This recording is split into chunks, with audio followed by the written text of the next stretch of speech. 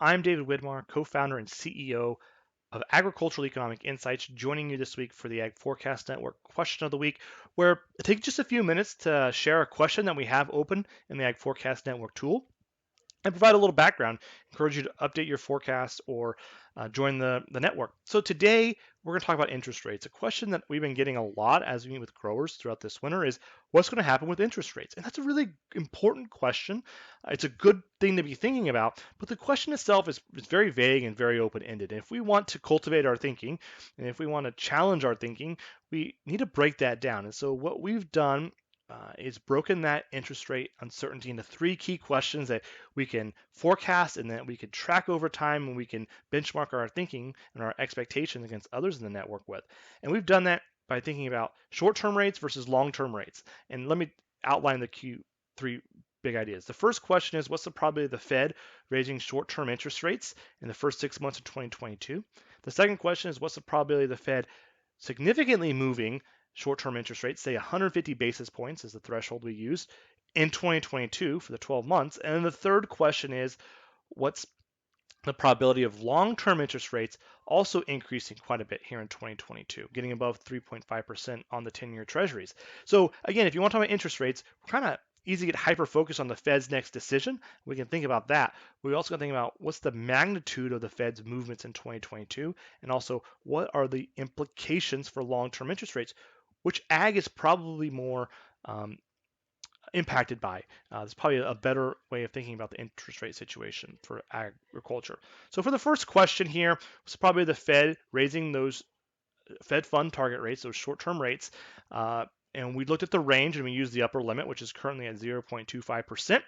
And we set the time frame for the first 6 months of the year. As you can see, my forecasts have changed quite a bit. I've been dialing this in based on my latest forecast was based on the Fed's comments coming out of its January meetings. It sure seems that they're getting ready to raise these short-term interest rates. So got my forecast in here. Of course, we can check the consensus. So you can see I'm at the consensus. I might bump it up here a little bit after this, but as you can see, kind of dialing in expectations in light of the latest information. Second question here, what's the probability of the Fed really getting aggressive? And we wrote an article. You can dive in and read, how big have the changes within a 12-month period been historically speaking? And we've seen 100 basis points of movement during the last cycle when interest rates were increased. 150 basis points would be a very aggressive move, but it's this idea of, what's the probability of them getting, very aggressive? My forecast might be a little low here.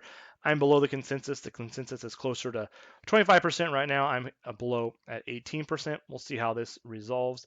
And of course, the last question is, what's the probability of the 10-year treasury exceeding 3.5%? And my current forecast is at 47%. The consensus is closer to 30%. So this is one that's going to be important to keep our eye on. I just want to point one thing out. As we look at this data, these longer term rates have gone from about half a percentage point early in, or about middle of 2020, early in the pandemic.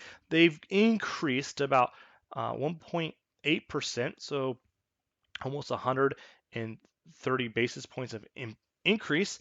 And this has all happened without the Federal Reserve moving those short-term rates. So we got to think about where these longer-term rates might go as the Fed starts to raise short-term rates. Of course, the long-term rates aren't exactly linked, aren't 100% dependent on the Fed's actions. So to recap, great to be thinking about interest rates, great to be thinking about expectations of interest rates.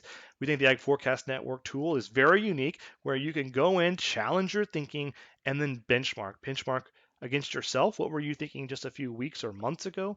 What are your expectations versus the consensus, the Ag Forecast Network consensus?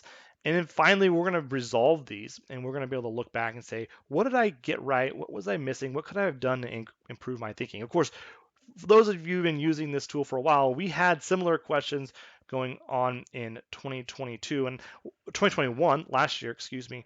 And what I think is interesting about the interest rate debate is it seems like there's a wide range of opinions, there's a wide range of expectations, and we always hear people say on both extremes, oh, this certainly has to happen or definitely cannot happen.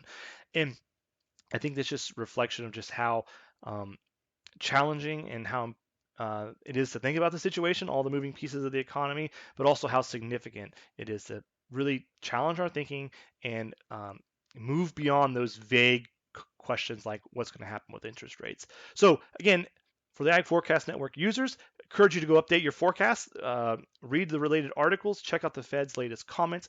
For those of you who are new to the Ag Forecast Network and the AEI Premium, encourage you to take advantage of the 14-day trial to get in there, read the latest content, check out the Ag Forecast Network tool. We think you're going to find something that's very unique, not a lot of uh, parallels here in agriculture, and we think we're going to really share some ideas that are going to help you make one better decision here in 2022, at least one better decision, and help you as you make plans and preparations for the year ahead. So thanks so much. In the meantime, stay curious.